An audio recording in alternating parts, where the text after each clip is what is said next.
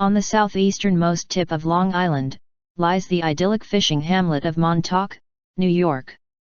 Quiet and sparsely inhabited during the cold, wind-strifed months of winter, the town's population swells each summer with the onslaught of tourists, fishermen, and those fortunate to have season residence in this quaint seaside village.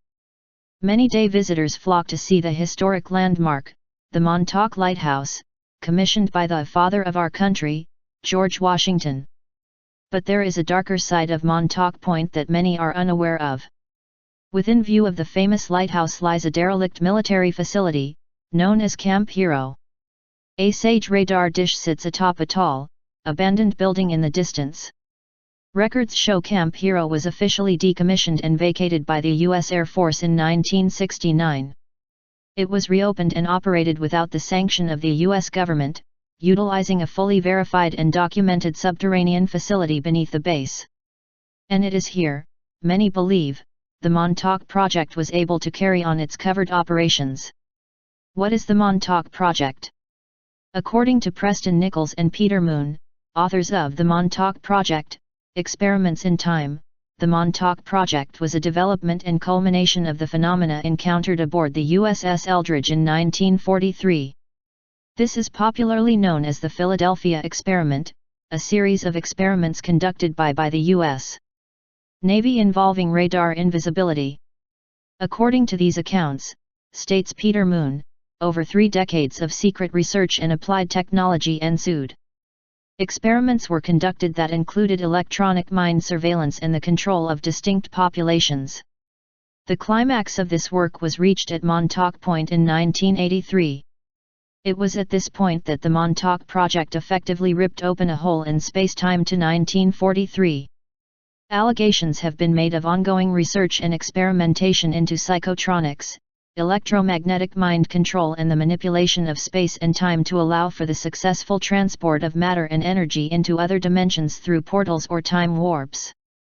These projects are reportedly being carried out by the combined efforts of clandestine units of the CIA, NSA, DARPA, and other government agencies, military intelligence and corporations with strong defense-related ties.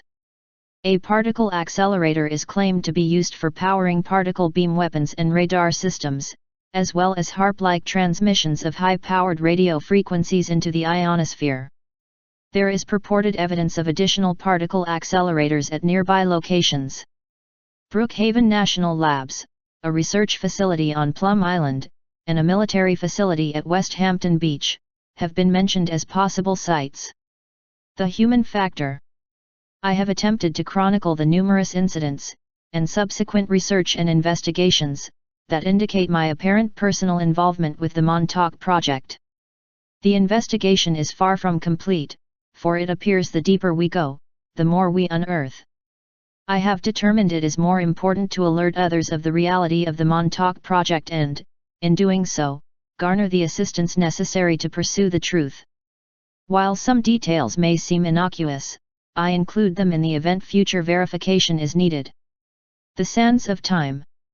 It was mid-September, 1994. It had been almost 25 years since I had visited Montauk, New York. As I stepped off the train, I wondered still, why I felt the need to go there.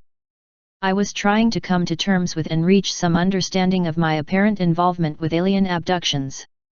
I was seeing Dr. Maurice Kogel, Ph.D., a clinical psychologist specializing in hypnotherapy, to assist me in overcoming anxiety caused by these experiences.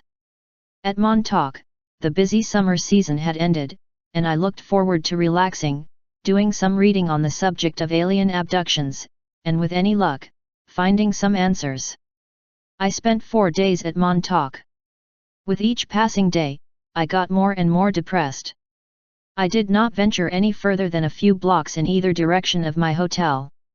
I couldn't wait to leave and returned home on Friday.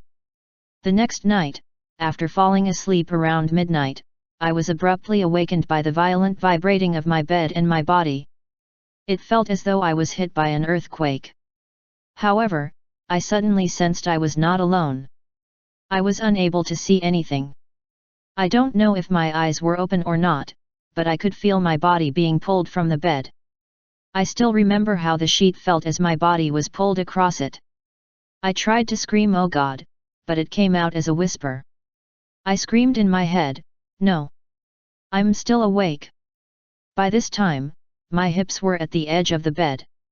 I turned and tried to grab for the headboard, to drag myself back. That was the last thing I remembered before losing consciousness. The next morning I remembered none of this. Later that evening, while talking to a friend on the phone, it suddenly came flooding back to me. I quickly finished the conversation, too upset to talk, and changed for bed.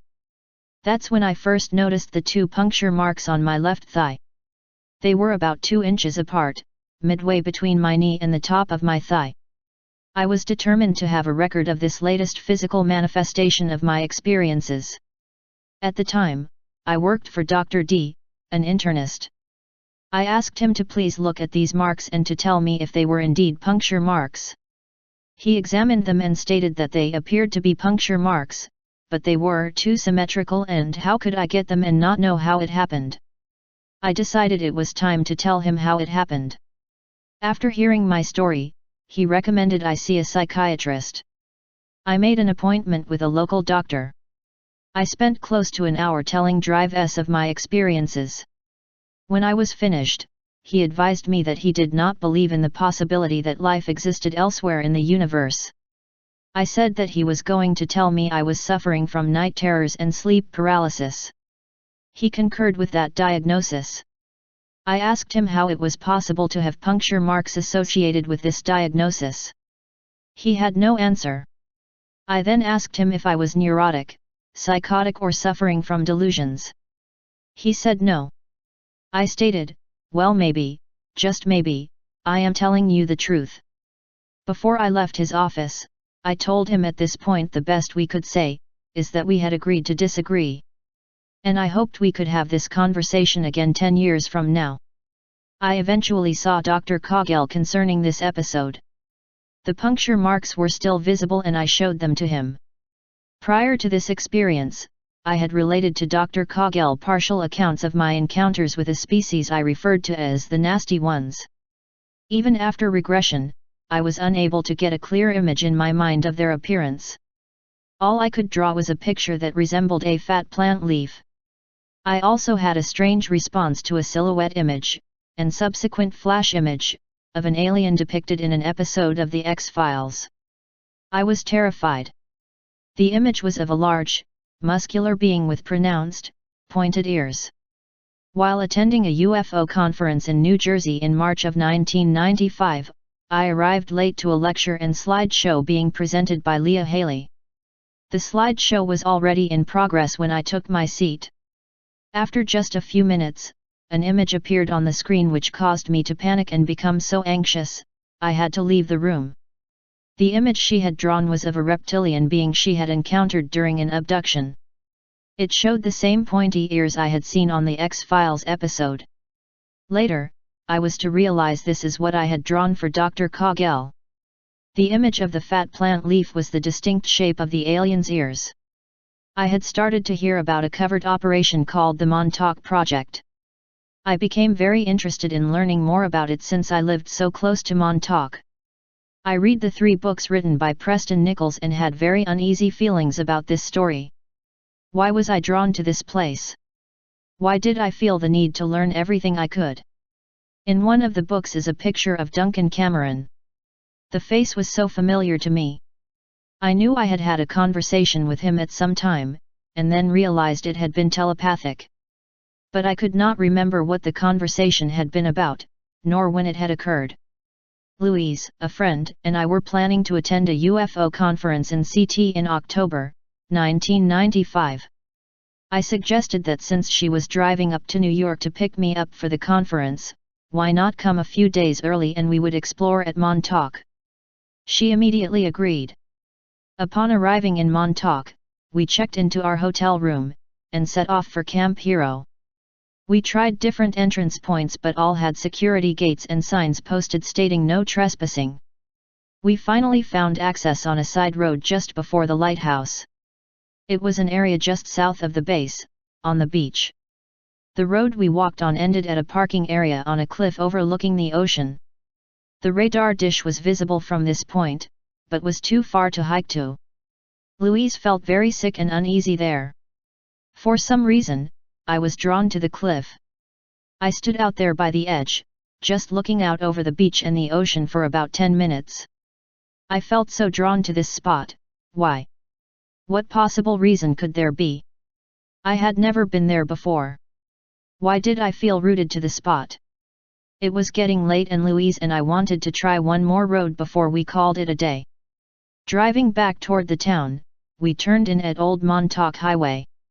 According to the map we had, this road should go into Camp Hero. There was also notations on the map of areas where someone had felt a void and very ominous feelings. While driving down the road, Louise and I both felt this void. It was one of the strangest feelings I've ever felt. The only way I can describe it is the absence of feeling life, as if nothing lived in this space. I wish I could be more specific. Once past this void, the terrible, ominous feeling hit us very strongly. The road ended abruptly at a dead end.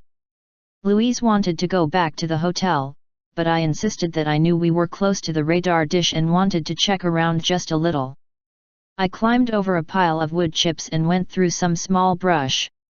About 100 feet into the brush the asphalt road continued. I followed it to a clearing and there it was, right in front of me, the radar dish. I went back to the car, where Louise was waiting and grabbed the video camera. I returned the same way, taping as I went along. After shooting the radar dish, I suddenly got an eerie feeling that I was being watched. The feeling was very strong and very frightening. I wanted to run back to the car, but I was afraid I would fall. I left as quickly as I could. Louise and I returned to the hotel. We went to bed about midnight but I stayed up until approximately 1:30 a.m. reading. Sometime between 3 to 3:30 a.m. both of us were awakened by a loud noise. The smoke detector in our hotel room was going off and neither of us could reach it in order to turn it off. We finally contacted a hotel employee who advised us that the smoke detector was not run off a battery, it was connected directly to the room's electrical system. In order to shut it down, we should go to the fuse box located on the side of the closet wall and throw the switches until we found the one connected to it. We tried all of the switches to no avail. Even throwing the main switch, which cut power off to the entire room, did not shut down the smoke detector. A maintenance employee of the hotel came to our room and tried shutting down the electricity, the detector still continued. He finally had to pull the smoke detector from the wall and cut the wires in order to turn it off. The next day, we agreed that neither of us wanted to return to the base. We were both too frightened. A couple of weeks later, I was scheduled to attend a UFO conference in Mobile, AL. I went down a few days early to get away by myself a little. It was during this time that the flashbacks started. First, the face of the reptilian, close to mine, accompanied by a rasping sound. I knew the reptilian image was during my rape. But when? Where? I didn't have the answers. Then I saw an image of traveling in a military jeep, through tall grass and sand, over hills, soldiers wearing fatigues, brown/tan/black, and black berets. I had also recalled a memory of being submerged in some type of fluid, heavier than water. I kept hearing muffled sounds of people talking and remembered yelling, "I can't hear you." These flashbacks continued to haunt me, but I couldn't remember any other details. It was during the period after my return from Mobile that I remembered a strange experience in Montauk in 1970. When questioned about periods of missing time, I had always stated that I didn't have any. But I suddenly remembered that I had. For whatever reason, I had no recall of it until this time. During a visit to my aunt and uncle's campsite at Ditch Plains in Montauk, I was missing for 2 to 3 hours and my uncle remembered it. My recollection of the early part of that day had always been very clear. My memory of the later part of the day had always been vague and blurry. I had an appointment with Dr. Cogell that week and determined I should regress to that day in 1970 to see what really happened. I told Dr. Cogell that I felt he should put me under as deeply as he could. He agreed. The following text is my recollections while under hypnosis, November 9, 95 session. We are driving in the car, on our way to Montauk. I'm sitting in the front seat with my mom. My brothers and sister are in the back seat. Daddy's at work. Mom is so happy we're going to Montauk. Uncle B is her half-brother. They just met a couple of years ago, at the funeral of her natural father. We arrive at Ditch Plains, the campsite they stay at in Montauk. I hang around for a little while, talking with everyone, then decide to change into my bathing suit, a two-piece, but put my cutoffs on over my bathing suit bottom. This is so boring. I'm going to look around the campsite. I walk towards the east a little way and after a while I pass by a group of surfers camping there. One of them looks familiar, it's M.F.'s older brother. I stop to say hello. M asks me if I've seen F yet. I tell him no. He says F is surfing right now, so I decide to walk down to the water and look for him. I sit on the sand at the shoreline, watching 5 to 6 surfers. Finally, I spot F. He is so beautiful. When he heads in from the water, I get up and start walking in his direction. I hope he notices me. As I get closer, he does. He calls out my name and waves. I walk over and we kiss hello. He asks what I'm doing in Montauk and I tell him. He asks if I'd like to take a walk in about an hour. He's got some things he has to do back at the campsite. Can I meet him there? Sounds great. This hour is going so slow. I'm at the campsite with F and we start walking towards the east. We walk a little less than a mile. There's a cliff up ahead and we walk into the dunes to find a quiet spot. There's tall dune grass behind us. F's got a towel, so we sit down on that and start making out. We end up laying down next to each other. He kisses so good. Suddenly, I hear a loud buzzing sound, like a lot of bees. I sit up and so does F. What is this? Something's not right. I look at F and he can hear it too. We lay down on our backs, still next to each other. Why am I doing this? We should run away. I try to yell to F that we should get out of there. But I can't talk, I can't move. I'm so scared, I want my mother.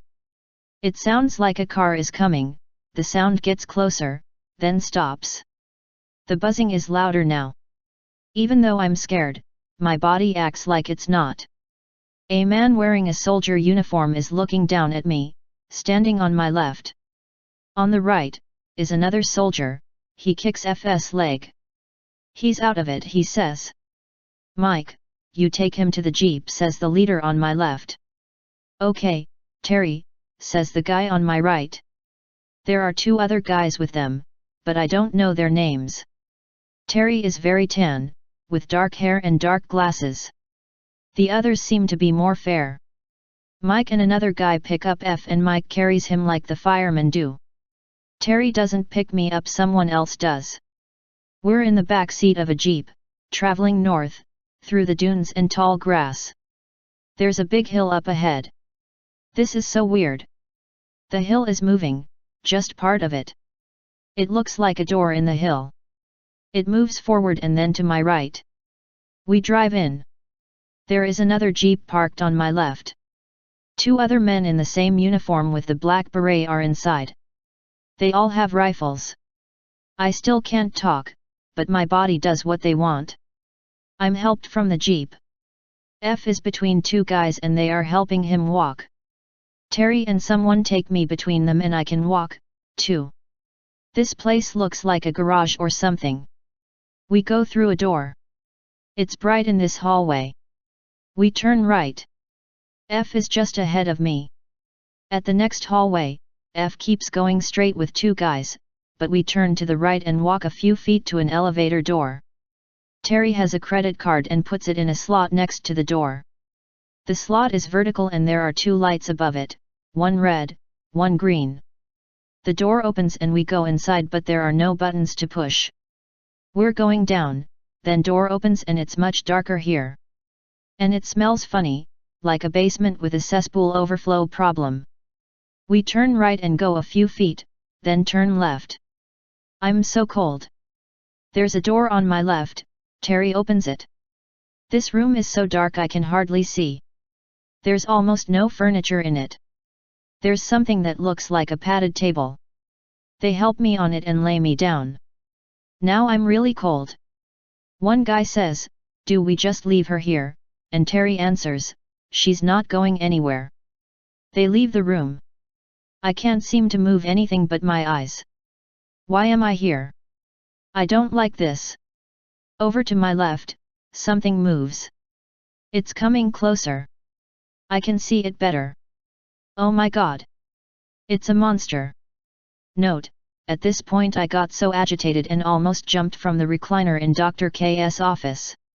My eyes flew open and I couldn't stop shaking and cringing. Dr. K calmed me down and I could continue. What I see is a creature about 6 to 7 feet tall. His ears are large and pointed at the top. His eyes are bright yellow gold and seem to glow. He has pointy teeth and a large wrinkle on his forehead and he has a tail. He's coming towards me. I have never been so scared in my life. He comes to the foot of the table. He pulls off my shorts and bathing suit bottom, he pushes my legs open and pulls me down towards him. His face is so close to mine. I want to scream, but it's only in my head. I hear a raspy sound coming from him. He puts something inside me and I feel like I'm being ripped apart. He likes to see how terrified I am, it gives him a lot of pleasure. It hurts so much. I have to get away in my head to some place safe. I go. I don't know how long he does this, but when he is done, he goes back to the part of the room I first saw him in and then he is suddenly gone. The door never opens or anything. I don't know how long I lay here. Terry and another guy come through the door and dress me. They help me from the table and we leave the room. After I am brought back up the elevator, I am taken into another well-lit room. It reminds me of a doctor's examining room, except there are machines I don't recognize with lights and dials recessed in the wall above a counter area.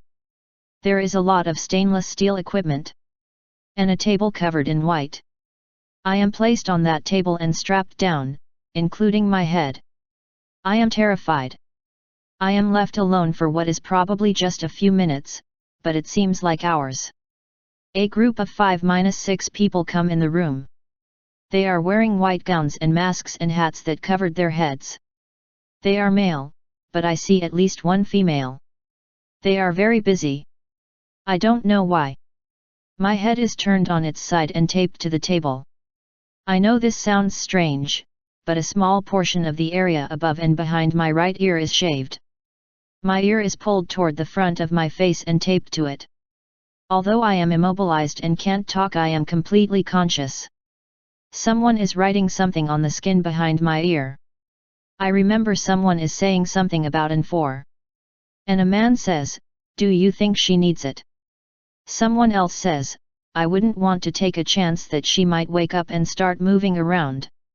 A few minutes later I feel a prick in my arm. That's all I remember until I regained consciousness back on the dunes with F. Note, about 10 years ago, I developed what was thought to be an inflamed cyst behind my right ear. The doctor had to lance it to drain and remove it. As he broke the skin with the scalpel, something shot out. He examined it and said he had never seen anything like it. He said it was the size and shape of a bullet. He had to pack the hole it left with medicated gauze. Facing reality. The shock of what was revealed during hypnotic regression left me dazed and distraught. Was I losing my mind? How was something like this possible?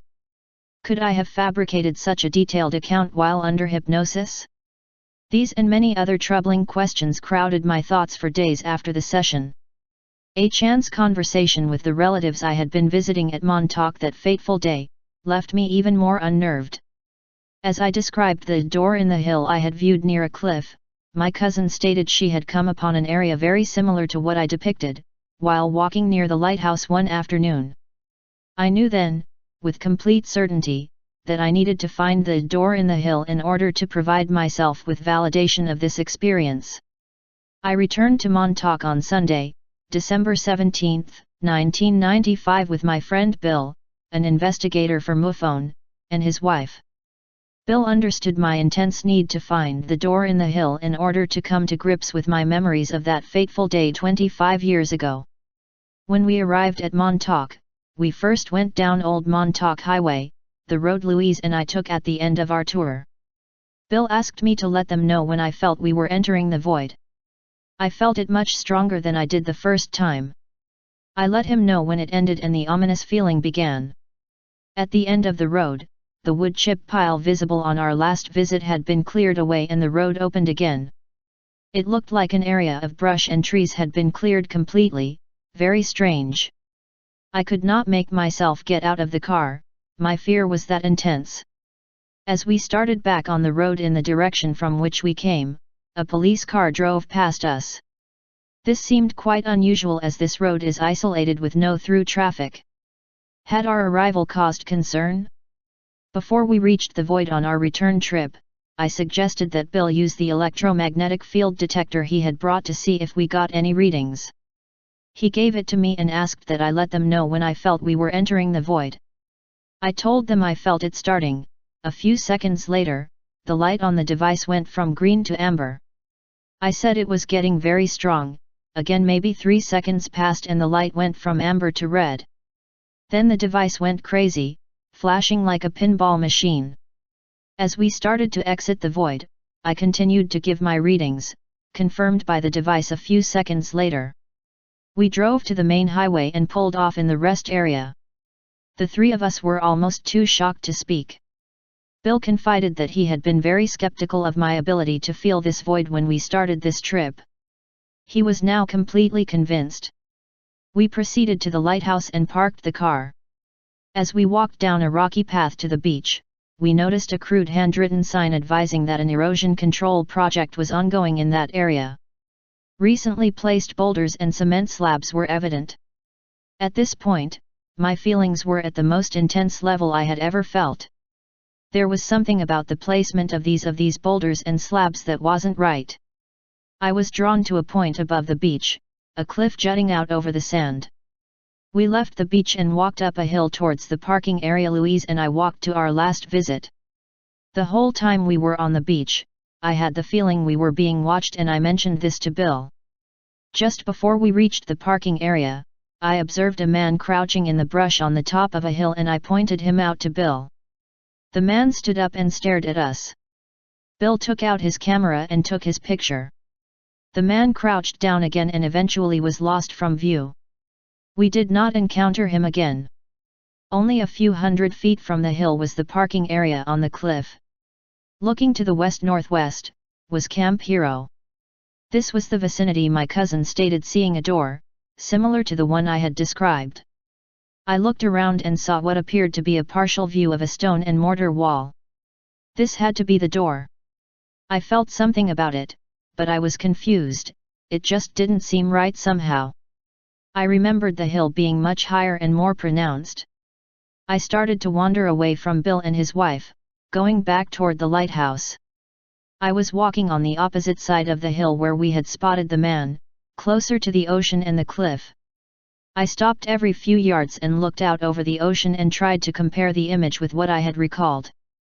My feelings of helplessness and terror were very intense at this point. I continued to walk further back towards the lighthouse. Suddenly, I was standing in front of it. The door, exactly as I had remembered it. I shouted for Bill and his wife. They came and seemed stunned by what they saw. I started to cry, and everything I had bottled up for so long came out. It was such a relief. I now knew, with complete certainty, that my experience had been real. I was not losing my mind or imagining things. Next to the door was a small opening that led to a short tunnel. The end of the tunnel had been cemented over. On the ground, in front of the door, was a concrete circle, divided into equal parts including an equal section in the center of the circle. It was approximately 8 to 10 feet in diameter. There was a red fire hydrant next to it. Anchored from a utility pole on the other side of the hill, and almost completely outlining the circumference of the hill, stretched a thick, black electrical wire. This wire ended abruptly, tied to a bush. Looking over the cliff, wires running from inside the cliff, hung down about 10 feet and then snaked back inside the cliff. There were remnants of a structure or building at the top of the hill, above the door. Photographs were taken of the entire area from different angles. As we departed the area, I spotted from the road, a section that seemed devoid of any trees or brush. While Bill waited on the road, while I climbed down into the thick brush, to investigate. Finally breaking clear, I found a large, circular area of what appeared to be dead, crushed grass, interspersed with taller clumps that looked as if they had been chopped or cut down. The trees that bordered this area also appeared dead. Hidden in a thicket of bushes, just to the west of the circle, was a group of large boulders, similar to those evident on the beach. The arrangement of the boulders immediately brought an image of table and chairs to my mind. Several trees next to the boulders had been uprooted completely. It was apparent that these boulders were not a natural formation, and had somehow been placed in this location. But how? And more important, why? Further validation. Recently, I was able to view videotapes filmed by Preston Nichols, of the underground facilities at Montauk prior to them being sealed. They contained footage that he did not include on the videos produced for sale to the public. One of the cassettes contained footage of the bunker I brought into, what I have come to call my door in the hill. I sat, as if in a trance, and viewed the familiar images on the screen, the large entrance area behind the door, the bright hallway, white, beyond the entrance area, small rooms located off the hallway. Although I remembered the hallway being longer, and a small alcove where an elevator had been located, it was possible that a wall had been constructed at what appeared to be the dead end. I had already confirmed the existence of an elevator in this location with a retired military intelligence officer familiar with Camp Hero's underground facilities during the period 1954 to 58. Here was further validation of my account. I should have been elated. Instead, I found myself sitting there quietly, a knot in my stomach, saying to myself, "My God, it is real. It doesn't seem to matter how much validation I receive. I don't want to believe what I know to be true." Also, while viewing these videotapes, I had a conscious recall of being contained in an isolation tank. This flashback included seeing a face of a person, human, familiar to me, and a telepathic conversation meant to calm and soothe me. During the conversation, he referred to me as Little One. I met with Dr. Cogell a few days later to explore this memory through hypnotic regression. From the moment he asked during the session if I was sure I wanted to look at this memory, a battle was waged in my mind. He asked me to indicate yes by slightly moving my right index finger. And try as hard as I could not move it. Then he asked me to indicate no by slightly moving my right middle finger. It took all my power to hold it in place. I finally moved my right index finger ever so slightly. I had never had this experience while under hypnosis before. I recalled being in a dark place, being afraid, floating in something that felt slightly heavier than water, feeling warm, and smelling peppermint or spearmint. He took me to a point before being in that place. I was laying naked on a table and had a lot of wires attached to me, all over my body and my head. I saw that doctor in a white lab coat standing next to me. Then he took me to a point before I was there. I was home in my room, different home than now. I woke up and two men dressed in black clothes were in my room. I couldn't see anything of what they looked like. I asked where Joe and David were, my roommates. I was told they were sleeping. I was then given an injection and felt very sleepy. I was wrapped in a blanket and carried out the back door to a dark van, blue. I was placed on the floor in the rear of the van and someone sat near me. The next thing I remember is feeling as if I were on a roller coaster. I don't know where I was taken or how long it took to get there. Suddenly, I was standing naked in front of a metal door, struggling with a soldier holding a rifle, while that doctor told me I had to do this. I was sobbing, pleading with him not to make me go back in there. I couldn't continue with the session and Dr. Cogell brought me back. I told him, as much as I wanted to remember what happened, I knew I wasn't ready yet to face it. Eventually, I knew I would have to. An agonizing dilemma ensued. Conscious of my need to find the truth of my involvement, could I actually be unable to face it? What if my reluctance to explore this memory was being controlled by outside influences? And the battle continued to rage in my mind. Finally, I made the decision to continue. I had come too far to turn back now. I would face the truth and rely on my strength of conviction to overcome any obstacles. Before we began the next regression, I related my observations on possible blocks of this memory to Dr. K. I suggested a deep-level trance might be needed to retrieve them. While under hypnosis, I started to relieve this experience. I am, once again, in a black enclosed area, struggling, afraid of drowning. Why do I have to be in this place? It scares me so much. I want to get out. I calm myself enough to float. The liquid feels heavier than water. It's warm and I smell something minty.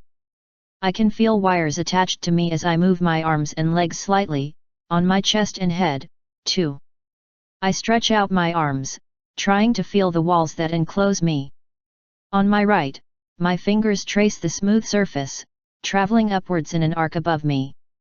Floating, gentle motion, blackness all around. Are my eyes open? Or are they closed? Is this blackness I see only in my mind? I can see movement, forms and shadows. Blackness lightens to dark gray. My friend is here and says, "Don't be afraid, little one. I will help you, guide you, take my hand."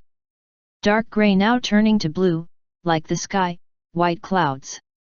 It feels like I'm flying. I can see a beautiful, lush hilltop overlooking tranquil blue water. A large white building, a house, with tall pillars and steps sits on top of the hill. A dirt road is nearby, and I can see a man, dressed in a short tunic, struggles to move a wooden cart. Scenes flashing, bright swirl of colors, orange, red, deep purple and shades of brown and tan. I see a rocky, mountainous area, dry like the desert, dusty. There are deep canyons, high cliffs. Scenes flashing, diving through the white foam of a dark blue wave. I am underwater, among the sea creatures. But it's light and I can see beautiful colors. There is a dark entrance to what looks like a cave among the hills and rocks. Scenes flashing, a desolate place, not a nice feeling, barren, lonely, cold, a place out of time. Time is not what we think. Each moment is happening now, on an endless loop. We can enter the loops at many points, but should take care not to disrupt the loops. Past, present, and future are happening simultaneously. After the session, I discussed what I had retrieved with Dr. Cogell. Although I was filled with wonder and awe at what I had experienced, unable to be sure if it had happened in the past or present, I still felt I had not been given a choice about participating. Dr. K mentioned the fact that I had willingly taken my friend's hand. Wasn't that making a choice? I explained my feelings using the following analogy. If someone was dangling me by my feet off the 13th story of a building, threatening to drop me, and along comes a man on a flying carpet, offering to save me, is that really a choice? Or am I being coerced to follow a certain direction? After some discussion, I came to the understanding that I now have a choice. I'm able to jump from that 13-story building. I know I will not fall. The Montauk Project, Experiments in Time book is available on Amazon.com.